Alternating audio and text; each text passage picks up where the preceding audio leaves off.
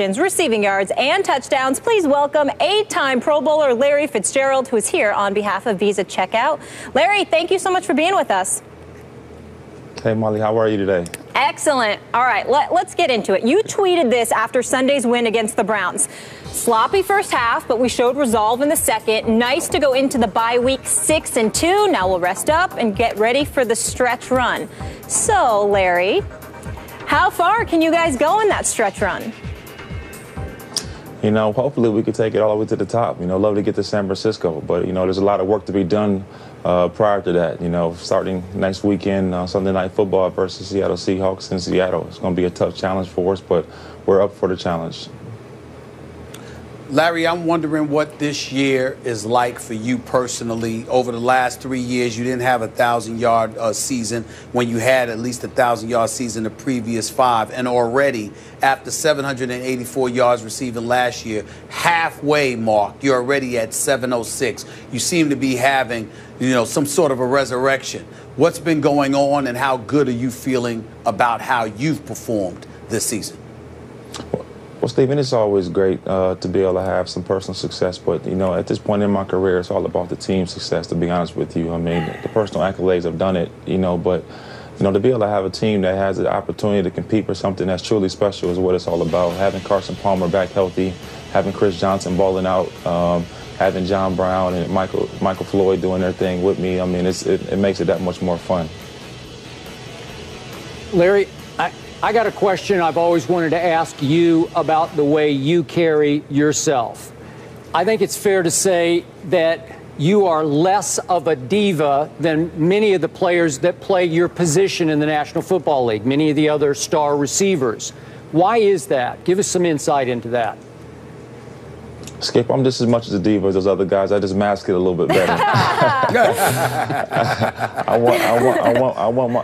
want my touches just like everybody else does, but I never put myself in front of my teammates. I think it's important that as a leader, you always show, you know, that you're willing to watch other guys have success. So when Smoke and John Brown and Chris Johnson makes long runs and other guys have success, I mean, those are my boys. I see them working every single day to have that success, and I really am happy for them. You know, but I still want to get my opportunities too, though. And I realize you have an ego like everybody else, but do you think, Larry, it had something to do with the way you were raised?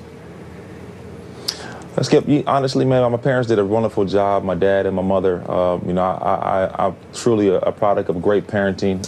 You know, they made a lot of sacrifices for myself and my brother to go to good schools, and they always provided great mentorship for me. And, you know, I definitely would tip my hat to my parents, Skip. I appreciate you acknowledging them. You got it. Absolutely. Absolutely. We can't help but acknowledge your dad, how wonderful he's been to all of us in this business. But let me get back to you.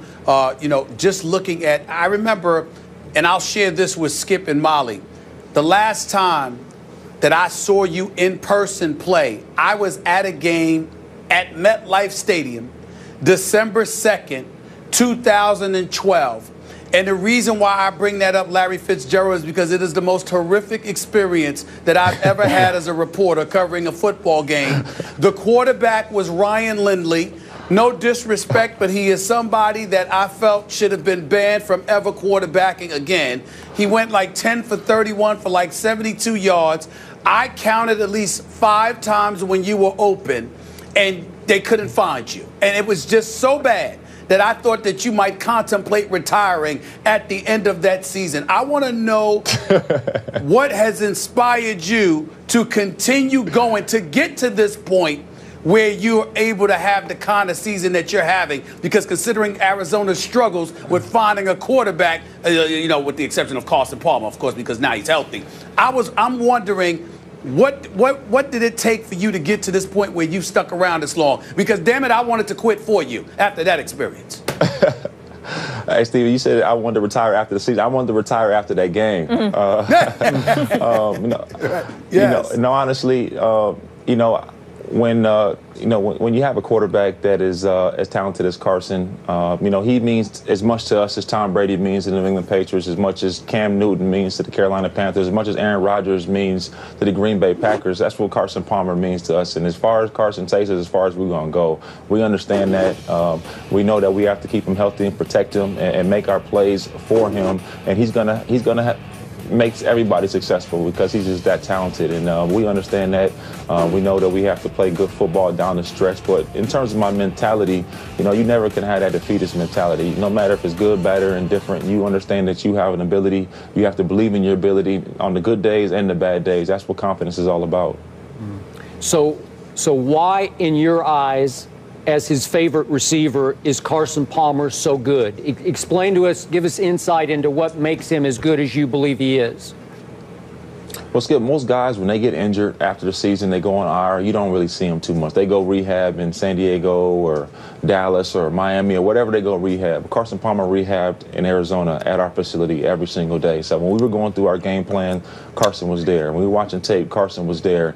He was involved in every single day-to-day operation. Only thing he did not do was go out into the practice field. But from a mental standpoint, he was with us. And I think that really helped, you know, him in terms of really understanding what Coach Arians was expecting of him. And it really just made everybody just love him that much more because he didn't have to be there.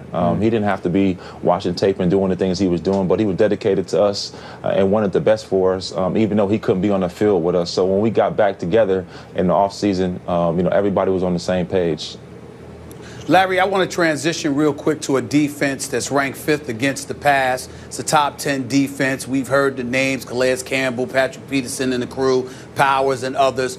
But I got to give some love to Tyrann Mathieu, the Honey Badger, because I got to tell you, he's second on the team in tackles. We all know about his checkered pass at LSU. There seems to have been like I don't know what to call it, but boy, does this kid deserve a lot of credit. He's always around the football. We knew that coming out of LSU. He can really play the game, but it seems to me like he's really grown up, to piggyback off of Skip, on the field as well as off the field. I want you to talk about him for a quick second and talk about the impact yourself, Bruce Arians, the whole Cardinals organization has had, because I think this kid is really special and we need to take a moment to give him some love.